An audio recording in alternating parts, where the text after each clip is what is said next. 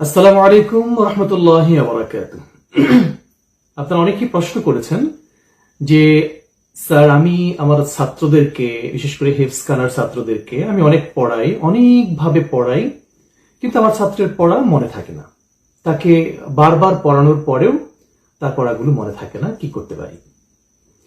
তো সম্মানিত ওস্তাদ মহোদয়, আপনাদের জন্য আমি কিছু কথা বলতে চাই। যদি আমি প্রশ্ন করি যে আপনি আজকে কি সাবান দিয়ে গোসল করেছেন, বা আপনি কোন টুথপেস্টটি ব্যবহার করেন, কোন পেস্ট ব্যবহার করেন, ম্যাক্সিমাম মানুষ, বিভিন্ন জায়গায় আমি কথাগুলো প্রশ্ন করেছিলাম, ম্যাক্সিমাম মানুষ উত্তর দেয় যে লাক্স সাবান, লাইফ বয় সাবান বা কেয়া সাবান। হাতে গোনা 3 থেকে 5টা বেশি কোন সাবানের নাম আর কেউ বলতে পারে না। জাস্ট সবচেয়ে বেশি বলে তারা এই কয়েকটি নাম। তো এখন প্রশ্ন হচ্ছে, আপনি বাজারে প্রায় 25 থেকে 30 ধরনের দেশীয় সাবান আছে, বিদেশি আরো অনেক প্রকার সাবান আছে। এগুলো থাকতেও আপনি কেন প্রথমেই এই 2টা নাম কেন মুখে আনলেন? 1 নম্বর প্রশ্ন। 2 নম্বর প্রশ্ন হচ্ছে, আপনি আজকে কি দিয়ে দাঁত ব্রাশ করেছেন, কোন পেস্ট দিয়ে? ম্যাক্সিমাম মানুষের উত্তর কিন্তু হচ্ছে কয়েকটা, মানে আমি পেস্টগুলোর নাম বলতে চাই না, যদি সেগুলো এখন ইসরায়েলি পণ্য, আমরা এখন সেগুলো ইউজ করতে চাচ্ছি না বা কম করতে চাচ্ছি। যদি মানে মার্কেটে অন্য কোনো পণ্য পাওয়া যায় তাহলে এগুলো ব্যবহার না করাই উচিত। তো ম্যাক্সিমাম মানুষ তার উত্তর দিয়েছে এই 2টি পেস্ট, হয় ক্লোজার নচেত পেপসোডেন্ট। এই 2টির নাম তারা বলেছে, অন্য নামগুলো তারা কম বলেছে। তো এখন প্রশ্ন হচ্ছে, কেন তারা এই 2টি নাম বলল?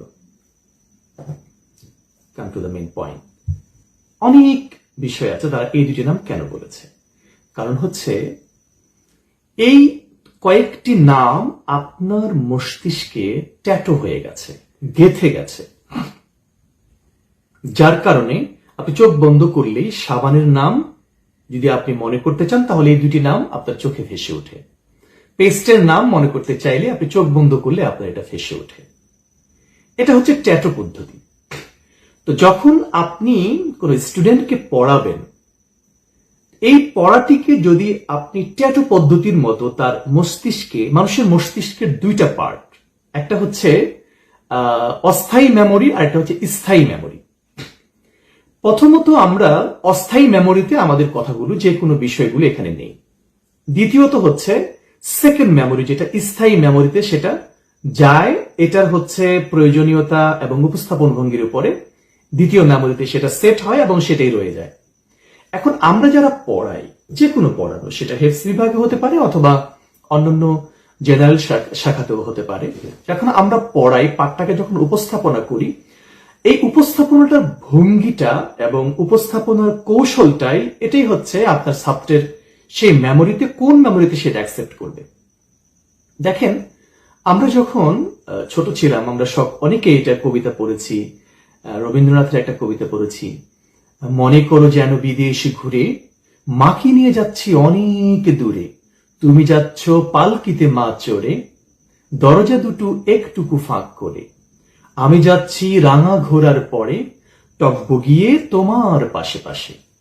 তো এই যে কবিতার ধরনটা, ছড়ার যে এই যে ধরনটা বলার, পাঠক এবং শ্রোতা, যখন আমি কবিতাটা পাঠ করছি তখন মনে হচ্ছে যেন সত্যি সত্যি আমি মাকে নিয়ে কোথাও চলে গিয়েছি, মা সত্যি পালকিতে আছে আর আমি ঘোড়ায় টকবগিয়ে ঘোড়ায় চলে যাচ্ছি। এই যে কবিতার ভিতরে প্রবেশ করে আমি উপস্থাপনা করছি, আমি যখন পাঠ করছি আমি নিজেও কবিতার ভিতরে প্রবেশ করেছি, এবং যারা শ্রোতা শুনছেন তারাও এটাকে, তারা শোনার সময় তার একটা চোখের মানুষপটে, তার স্মৃতিপটে একটা সেই যেন পালকি, ঘোড়া তার স্মৃতিপটে ভেসে উঠছে।